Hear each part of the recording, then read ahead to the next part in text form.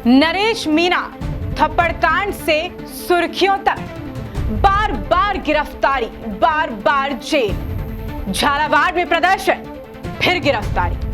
खत्म होगा करियर या होगी वापसी?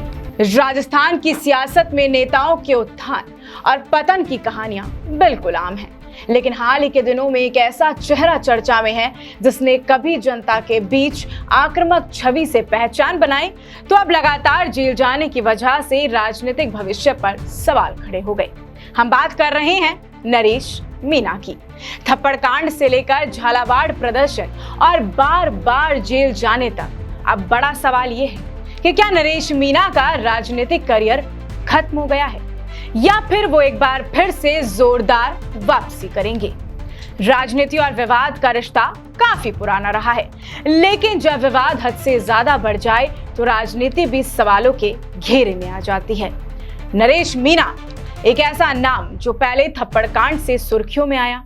ये वाकई इतना बड़ा बना कि अचानक से वे मीडिया और जनता दोनों की नजरों में छा गए, लेकिन ये सुर्खियां लंबे वक्त तक उनके लिए बोझ बन गई।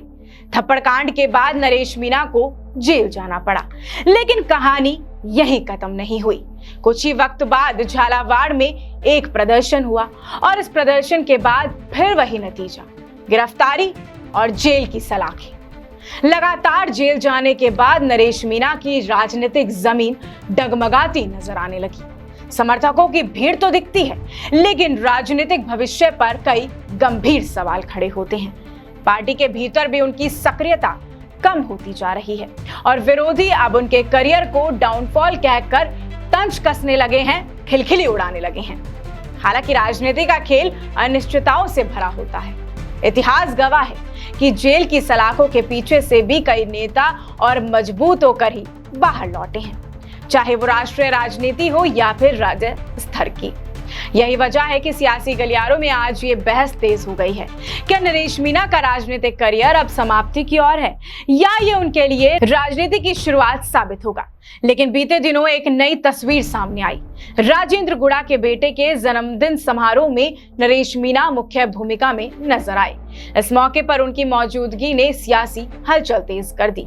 क्या यह सिर्फ एक राजनीतिक और सामाजिक कार्यक्रम था या पायलट कैंप में उनकी नई एंट्री का एक संकेत था? दरअसल सियासत के जानकार मानते हैं कि सचिन पायलट की राजनीति में अब नए सिपह सलारों में जरूरत पड़ रही है। अगर नरेश मीना खुलकर पायलट के साथ खड़े होते हैं तो वे पायलट कैंप के मुख्य सिपह सलार बन सकते हैं।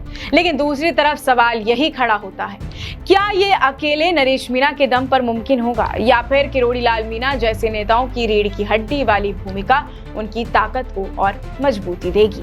राजनीति में कुछ भी स्थायी नहीं होता। नरेश मीना का गिरता ग्राफ शायद उनके करियर का अंत भी लग सकता है, लेकिन पायलट कैंप में शामिल होकर और किरोड़ी लाल मीना जैसे नेताओं के समर्थन से वे फिर एक बार दमदार वापसी कर सकते हैं। तो नरेश मीना का राजनीतिक सफर किस दिशा में जाएगा ये कहना अभी मुश्किल है, क्योंकि राजनीति में कोई भी गिरावट हमेशा के लिए नहीं होती और कोई भी सफलता स्थायी नहीं होती। देखना दिलचस्प होगा कि जेल और विवाद के बाद नरेश मीना अपनी सियासी जमीन बचा पाते हैं या फिर नहीं। आप सभी का क्या कहना है हमें कमेंट सेक्शन में बताना बिल्कुल भी मत भूलिएगा। मैं आपके साथ प्रिया बंसल, नमस्कार।